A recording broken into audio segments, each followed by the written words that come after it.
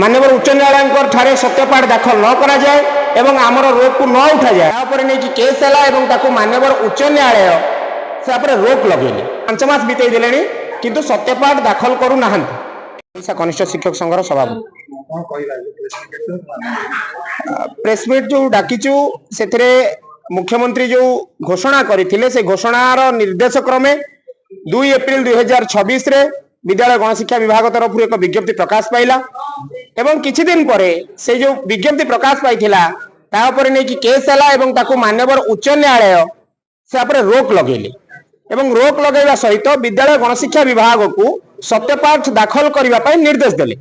किंतु इतिमध्य 5 मास बीती गलानी विद्यालय गणशिक्षा विभाग और राज्य सरकार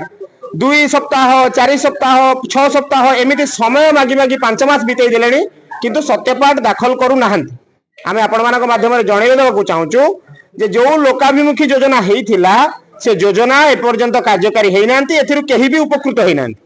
तेणु जदि आगामी गुरु दिवस सेप्टेम्बर 5 भितर माननीय उच्च न्यायालय ठारे सत्यपाठ दाखल न करा जाए एवं आमर रोक को न उठा जाए ताले आमे राज्य सरकार को जणै देबा चाहूँ जे आगामी दिन में आंदोलन करूँ और राज्य में जो भी 13,000 कनिष्ठ शिक्षक माने अच्छा चाकरी करछंती से विद्यालय सब बंद रहिबो पाठ पढ़ा व्याहत हो